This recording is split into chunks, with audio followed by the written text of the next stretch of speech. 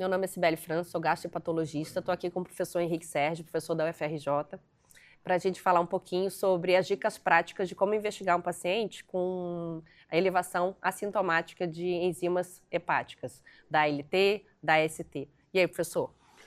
Então, eu acho que a gente não deve mudar a nossa rotina no atendimento ao paciente, tá? Então, primeira coisa, o paciente vem e fala assim, estou com uma enzima alterada, a gente já quer mostrar o exame, já puxa o papel. Eu falo, não, vamos primeiro conversar com o senhor. Então, eu quero saber quais são os sintomas que ele tem, se é que tem. Muitas vezes vem sem sintoma nenhum, com as enzimas alteradas, né? Eu quero saber todos os antecedentes, eu quero saber de onde ele veio, onde ele esteve, os hábitos, doenças que já teve, com quem que ele mora, todos os detalhes que possam me dar alguma pista daquelas enzimas que ele já falou, né, que estão alteradas. Depois faço o meu exame físico habitual, examinando a primeira vez sempre da cabeça aos pés, tá? Obviamente, se você já sabe qual é a enzima alterada, você vai dar uma atenção para o fígado, ver se tem um baço grande, etc. e tal. Sempre procurar sintomas ou sinais sistêmicos, que ajudam muito a você descobrir o que é. Se você encontra uma mulher, né, com uma idade maior que 50 anos, que tem chantelagem, que tem coceira, que está com o fígado e o baço grande, né? E você encontra já alterações palpebrais, chantelagem, xantoma. Às vezes o paciente acha que é assintomático, mas não é tão Exatamente, assintomático assim. exatamente. Então você procura. Então são coisas muito importantes. Então, você ter as causas mais frequentes de alterações enzimáticas, assim, como causa de consulta, é a doença gordurosa, tá? É a doença metabólica, né? É a hepatite viral, que está diminuindo bastante, embora ainda haja alguns casos. A gente né? segue investigando. A gente continua sempre tentando erradicar o álcool, como o uso abusivo do álcool, né? E o uso imoderado que as pessoas fazem de medicamentos, chás, né? E anabolizantes, que hoje também está muito em moda, que podem elevar as enzimas e, eventualmente, até causar doenças mais sérias. Isso a gente tira na história no exame físico. Se, por acaso, isso não foi suficiente, se não vem nenhuma pista, às vezes o exame todo normal, a gente faz uma investigação, uma bateria de testes.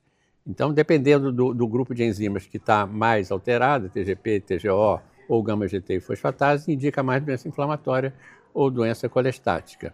E aí nós continuamos as possíveis causas de doenças hepáticas que podem ser silenciosas, né?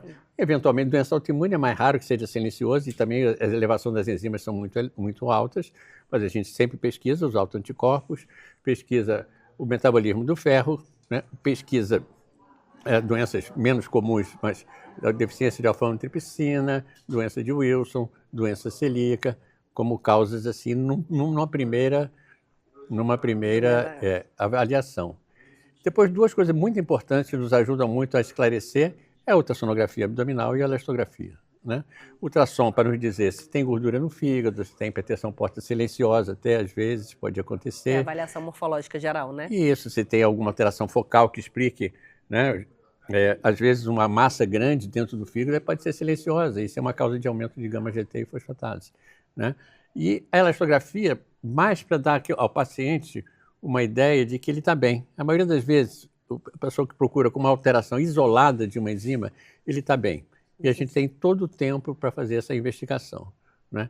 Se por acaso, apesar disso, eu acho que 80%, 90%, nós com a história, o exame físico, o ultrassom e a elastografia, a gente consegue chegar na causa em 80%, 90% dos casos, né? E às vezes, mais raramente, quando essas alterações persistem, apesar de, por exemplo, modificação do hábito de vida, né? O indivíduo para de beber, emagrece, faz tudo direitinho, para de tomar todos os remédios, e aquelas alterações persistem, a gente pode fazer biópsia do fígado como última alteração. Às vezes eu nem faço, quando o indivíduo tem, por exemplo, um ALT 45, e depois 42, depois 41, ele está ótimo, e tem uma elastografia, uma ultrassom normal, você pode acompanhar aquele paciente, né? Seguir ele sem necessidade, não é, de um exame mais profundo. Lembrar que hoje apareceram algumas coisas novas. Por exemplo, doença vascular pós-sinusoidal, né, que é uma causa de enzimas elevadas assintomático, né, e que a gente só tem diagnóstico através da biópsia, mas por outro lado a gente não tem o que oferecer o tratamento se o indivíduo tiver uma venopatia obliterativa que sem hipertensão porta. né, que pode Que a acontecer gente vai acabar seguindo. e vai acabar clinicamente seguindo só. ele da mesma maneira. Outra coisa são as alterações só. ele da mesma maneira. Outra coisa são as alterações de colestase genéticas, que muitas vezes chegam no adulto, né, heterozigotos ou variantes menos patológicas, que chegam no adulto também, às vezes, com gama-GT, às vezes até com gama-GT normal, né, mas com uma história na gravidez de uma E que a colestase. biópsia talvez não ajude tanto. E a biópsia não vai ajudar tanto, mais o teste genético, né? Então, assim, é a rotina. Seguir a rotina, a história, o exame físico, são os exames complementares, né, a avaliação das causas mais frequentes, que, como eu falei, 80% a 90% vai resolver com essas 4 doenças mais comuns. Para a gente depois caminhar para as mais Exatamente. incomuns. E sempre ajuda aos insistir colegas. com o paciente, né, que cada vez a gente vê mais medicamentos, chás, ervas, produtos vendidos na internet, né, anabolizantes das academias como causa de enzimas elevadas. É verdade. Muito obrigada. Obrigado.